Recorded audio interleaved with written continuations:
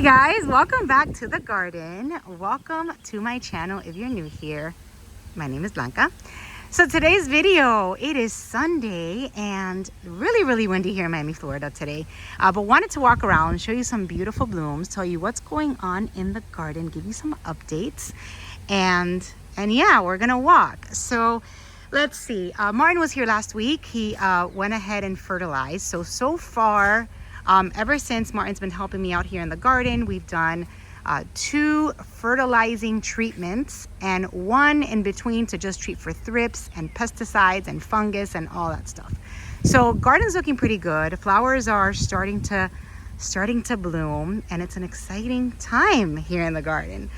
So let's start off. I'm going to, show you what is happening here in this beautiful set of Christmas palms. This is what I like to call my Dendrobium tree.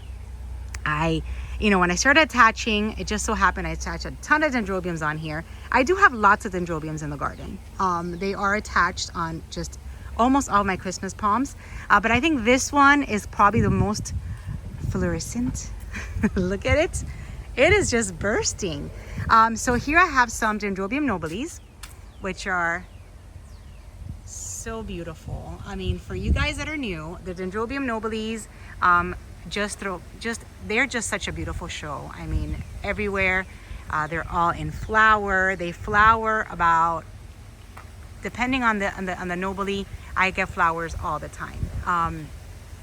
I like to attach them upside down because they are top heavy, but eventually they will just start growing upwards like all of these. This is what I like calling my Easter nobili. I got her about 5-6 years ago.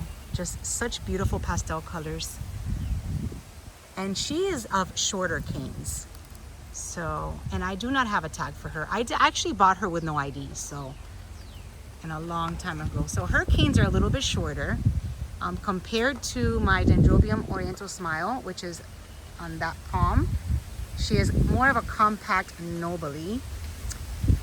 Let's see on this palm, more nobilis here. Lots of you guys have nobilis and are always asking me what I do to keep them always, flowering, and year after year they just give me more and more blooms. So basically, you guys, they just thrive on their own, thrive on neglect. Now is when I'm kind of more with the fertilizing, since I have Martin helping me out. But these never fail to bloom. With or without fertilizing, they are always blooming non-stop. So I keep them in the direct sun. This one's not a nobili, but this is one of those baranas. She is beautiful. She is like in this burgundy tone. Such a pretty Dendrobium. So she's got that cranberry and yellow, and every time I say those colors, it reminds me of my friend Nelson that loves the cranberry and yellow tones. I wonder if he's got this one. So this one I do remember I got many years ago. I think probably at the Fairchild Orchid Festival, which I missed this year, and it's such a bummer. It's one of those weeks that was just so crazy at the office, and I was short-staffed. I had to go in on a Sunday, and I just was so bummed out that I couldn't go to that show. But my friends had a great time, and if you haven't seen those videos, go and watch, because it's a beautiful show to attend. So this one, this Barana, I believe I did get it at Fairchild probably like 4 years ago, but super beautiful. I mean, and look at all those buds. Again, I'm gonna back up, show you what kind of light this gets. It's not such a really sunny day because it's really windy today and it's kind of overcast, but they're in the direct sun and they love it. Over here also have like an antelope type, also with those beautiful colors. And I will just hold on still here if you want a screenshot, because I have no ID for that one either. And then my Arandas down here are also doing pretty good. Let's turn the corner. More nobilis. They're so gorgeous. telling you, this is like the Nobly garden. And this is my Oriental Smile, which has the longer canes. And she's almost in full bloom. So beautiful. And this one I think I got from Carmela also many years ago. There you go. Oriental Smile. Has more of like the pink and the yellow. Alright, so let's walk. So my Cattleyas are starting to give me some buds. And when I walked back over there in what used to be my orchid section, I did see that my Sarah Palin Hockey Mom is going to bloom, and that one hasn't bloomed in a really long time. This is one that I got at Plantillo. She's a beautiful Schomburgkia cat, a Shambo cat. She was in bloom a few days ago. And I can show you her tag because it's still attached. That's a Shambo cat, Louise Fuchs Weasley from Plantillo. And here we're approaching more Noblies. Oops. Yeah, super windy, so there's lots of fronds on the floor. I mean,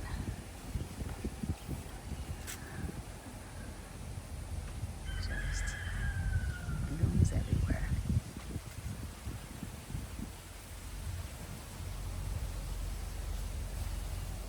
I'm telling you, they put out the prettiest show. Look at this one. This one just kind of wraps around the entire Christmas palm. Yeah, and I always tell you guys that if you're interested in mounting, try to look for a tree in your garden, in your yard, that's textured, because they just love the texture of any tree. So you can do oak trees, you can do Christmas palms, you can do gumbo limbos.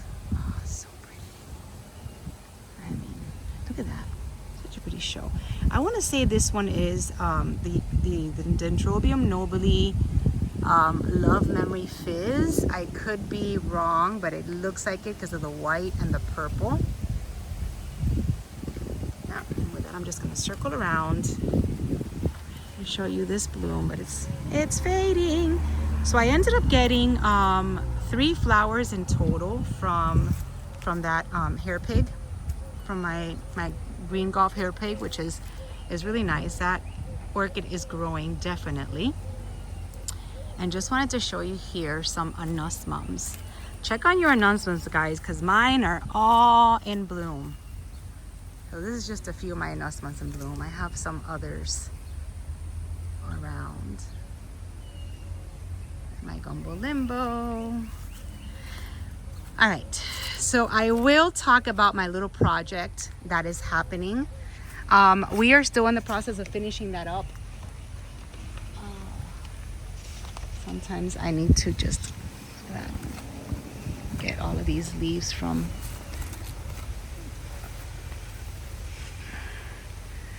So we're still in the process of finishing it up. I am going to give you guys a look, just so you guys can see what the project, consisted of, what it's going to be. I am very happy that Martin was able to create what I had in mind.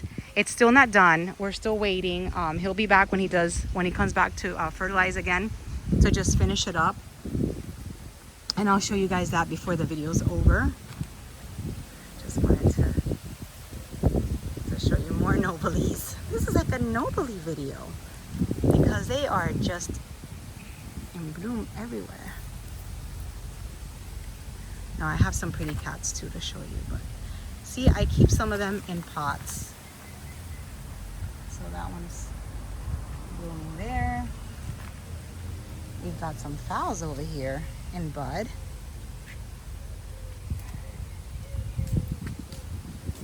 And this is in bud. No signs of thrips, you guys. So that one treatment did help it, because I am starting to see healthier spikes. This is another Dendrobium.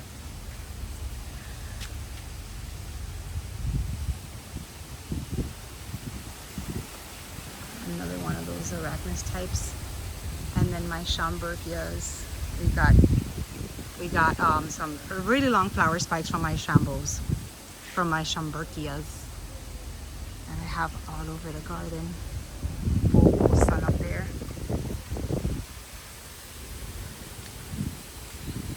We've got some dancing ladies still showing up. So dancing ladies are more like they bloom more so in the winter for me. Spring is more like the nobile season, which you'll find nobiles at all of the orchid shows. Let me just walk over here really quick. You'll find nobiles at all the orchid shows right now because this is their time. And of course the Dendrobiums.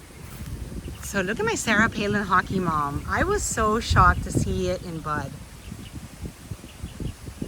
I mean, when was the last time you guys saw flowers from here? I really thought I had lost this orchid altogether. I mean, look at how dry she is. But I've got some new sheaths in there, some new growths I put out.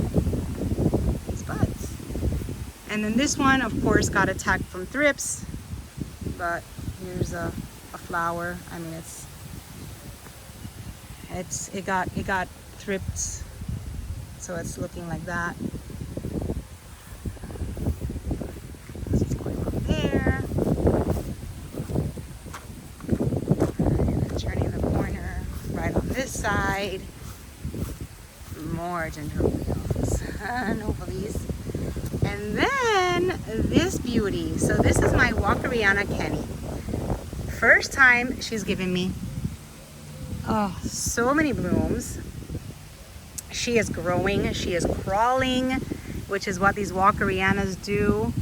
She's taking over this little palm, kind of like walking around, crawling around. And this is my Walkeriana Kenny, which is almost pure white. And then I just took out my Skinerii from here, my all white Skinerii, because she is flowers everywhere. I'm going to show you. I have it under my porch. And then we've got this palm here, which also has lots of flower spikes. This is like where I keep my sherry babies and more dancing ladies. And then I've got my why nots also blooming here right next to my pool.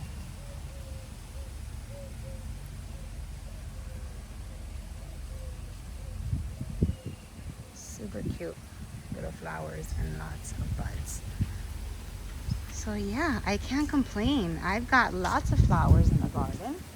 I do have some under my terrace, which I'm just gonna show you really quick, and then I'm gonna give you that review on the project that's still not done. Hoping to finish it soon and hoping just to revamp it because I need to add some flowers under there. This one is still blooming, which is the one that I got at RF. And I'm just keeping under here until she completely fades out, and then I'll put her in that little orchid section that I built. So this is my Santiago Hernandez from RF. I don't know if you can see it. See the tag. Oof. I don't know what's going on with those sheaths. And then more nobiles on that side. And then look at this beauty. Look at this beauty.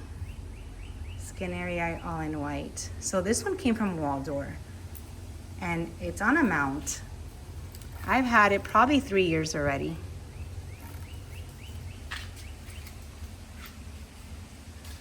But look at these beautiful flowers. She is gorgeous. First time she blooms for me. And I thought I had her tag back here. I don't know what happened to her. But I did get her a Waldor at the Tamiami show about 3 years ago. And it's like an all-white Skinerii alba. I know she's got a name. I just don't know what it is. But she's gorgeous. And she's not fragrant. She's so pretty. All right, so let me show you what's going on over here. Ta-da! So this is kind of like the review. I mean, this is a review. I don't want to keep you guys just waiting and then you guys all excited. to see, and then it's like, oh, that's what she got. So this is what I had in mind. I'm gonna back up a little bit. So it is not complete. He still needs to come out and finish, like kind of like cut this piece of wood and just kind of get it all. So my husband didn't want anything against the house. So this is not against the house. It's kind of portable because it has some, I don't even know what to call it. It has, so what he did is that he filled up some buckets with cement and to be able to keep it sturdy. And then he added these whatchamacallit, these grids to it. So I can hang my potted orchids on this side of the house, which I think gets amazing like filtered light. This is north facing. So this is as much sun as she's gonna get. Right now it's about noon. So this is as much sun it's gonna get. I'm gonna keep more like the Vandas, more of the tolerant orchids kind of like on this side, and then some Cattleyas. Right now this is not probably what I'm gonna keep there. I wanna just focus on Cattleyas, keeping Cattleyas on here. But since we're still working on it and still moving orchids around and still mounting and doing all that, this is what I have here now. I do want to make this more like a Cattleya section. So right now we've got just more anus ones mounted there, which are probably going to end up somewhere in the garden. But here I will finally be able to kind of keep my orchids in pots that I can't put on trees.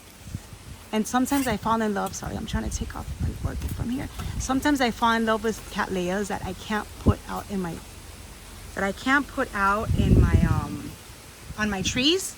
So this is where they'll go. I'm trying to get rid of that one because I do see my Dendrobium aggregatum, which is now for Mary starting to, it's budding up here. And then I have another one here, which is full of buds.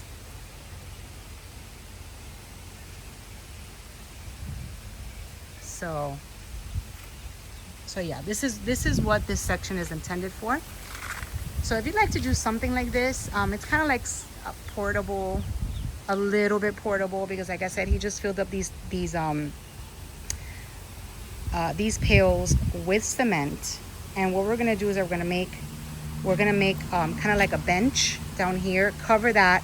I don't like the way that looks with the cement, so we're gonna cover that with some wood and just make like a little bench there to just add more orchids down there in pots, and finish painting everything and finish doing that. So that area is still a work in progress. Like I told you guys, I still have to get all that cooler and barbecue and all that out of there and clean it up. So that is what's going on with that project, my little project reveal. You know, at least I'll have somewhere where the sun's not attacking my orchids and I can still keep them, like I told you guys, in pots. So wish me luck, because keeping orchids in pots is not my forte, but we'll see how it goes. Now that Martin is coming at least once a month, just help me out. This is my other rubellini tree, which has some blooms. This one is the Trick or Treat in that orange, which is the Trick or Treat orange nugget. Is it? Yep. Orange Magic. And this one's from Cool Smith. And then we've got some other, I thought that was a lizard. Some other buds that are forming. So this is my other rubellini on the other side. Some facelatums. And then my facelatums on my oak trees are also doing amazing. So yeah, you guys, this is what is going on in the garden. I've been a little quiet. I've been a little busy with work. Not so much with my candles, but with work. Work is really keeping me out of the garden these days. Another spike. But yeah, happy to share with you guys my blooms on this windy sunny Sunday. Windy sunny Sunday is what today is. So thank you guys for watching. Thank you for tuning in. Next orchid show I'll be in attendance will be the Apopka one, which is hosted by Cruel Smith, and that's happening in April. Other than that, we have at the end of this month, which I won't be going, I'm gonna actually be out of town, is the March 28th, right down here in Homestead, the Renaissance Thailand Orchid Show, hosted by Orchids in Bloom. And yeah, that's it. Thank you for watching. Thank you for tuning in, and I'll see you in my next video. Bye-bye.